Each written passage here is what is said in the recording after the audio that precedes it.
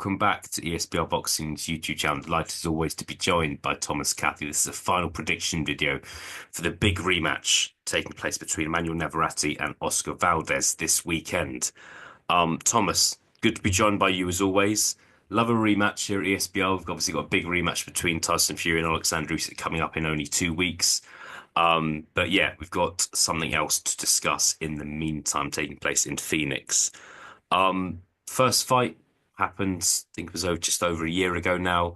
Navarrete won on points, unanimous decision. Thomas, I'll hand things over to you now. What is your final prediction for this super featherweight world title fight?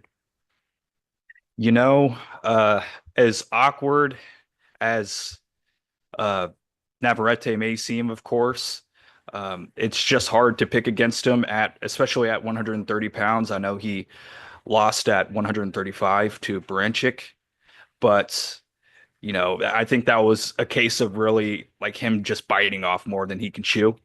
So I think it would be wise for him and his team to just stay at 130. And if he does that, then I think we're probably going to get the best version of Navarrete. And I think I see him getting the job done again. I don't think enough time has passed for really much to have changed. And Valdez isn't necessarily looking any better, in my opinion, than he did the first time around. So I see Navarrete getting the job done again and perhaps getting a stoppage this time. I would say late, maybe 10 or 11. Yeah, yeah, yeah. Oscar Valdez, about to turn 34 years old. An exciting fighter, but it feels like when he was in his peak, that feels like possibly quite a long time ago now. So yeah, I think if Navarrete could stop Valdez, that would be a big statement. And but we'll see. I'm probably going to disagree with you slightly, Tom. So I'm going to go for a points win. But it's such a tough one because with Navarrete's not actually he's not actually won a fight for a while now. You got to remember, kind of his last fight at super featherweight was a draw against Constance, and then you mentioned the Baranchyk fight as well. Whereas with Oscar Valdez, people making noises about him looking good in camp and him looking in shape, and you think he'd be quite motivated for this fight because if he loses this fight, I'm not sure where he goes next, to be honest. So I'll agree with you, and I'll go for a points win rather than a stoppage win. Navarrete, quite a bit of a kind of a complex fighter to break down. He wasn't so long ago he was fighting at super bantamweight, and I was up at lightweight in his last fight. First question I've got for you, Thomas, is you alluded to this earlier on in the video, but do you think if he wins, he is going to stay at super featherweight for at least a couple of fights, or do you think we could see him move back up to the lightweight, or maybe fight in a different weight division altogether? What are your thoughts? No, I think if he's smart and his team is smart, they'll just try to stick it out at 130. I don't really think I mean, I'm not him, I'm not making the weight, but I would imagine that he can make that weight. I think him like going up to 135 was just like him, a matter of him just like not wanting to cut weight. So I think if he stays at 130, that would be the best course for him. I wouldn't expect him to drop down any lower to where he was before, but I think 130 is good for him. And yeah, I think that at 135 and above, his punching power, I think that's really what carries him at the end of the day. And when he starts getting up in those higher weight classes and his punches don't have that effect, it's just not going to be the same guy, obviously. So I want him to stay at 130.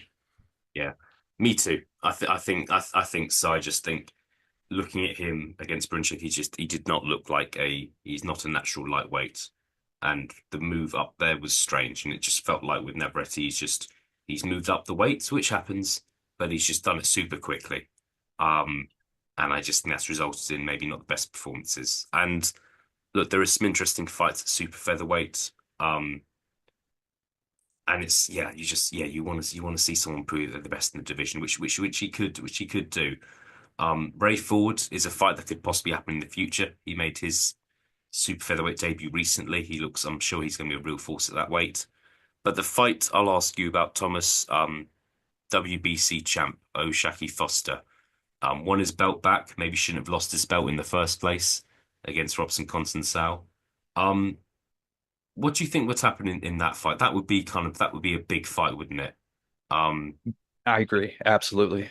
yeah. I I would, yeah, I would absolutely love to see that fight. I think, stylistically, it's hard to imagine that one being bad. Navarrete is a fun fighter, and yeah, Oshaki, uh, perhaps not the most exciting fighter, but I think his style will mesh well with Navarrete, and I think the style clash is perfect. And I would expect that to be a tough fight for both. I think it would be a close, probably go the distance.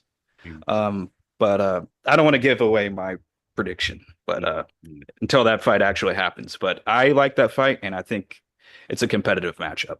Yeah, we'll see. I think, look, you'd have two world champions in the division. You would have argue look, in my opinion, the two best fighters in the division as well. Ray Ford's up there, but he's just had the one fight at that weight. So I really hope so. At the same time, I think O'Shaki Foster's days at super featherweight could be numbered, and it wouldn't surprise me if he moves up.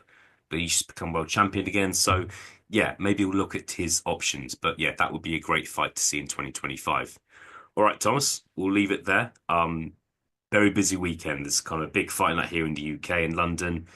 There's big fight in Puerto Rico, of course, as well. This is taking place in Phoenix, Arizona. So it is a very busy weekend of boxing. If you have enjoyed this video, please do subscribe to our channel if you haven't done so already, and check out the rest of our content. Thomas, thank you for your time, and I'll speak to you again soon.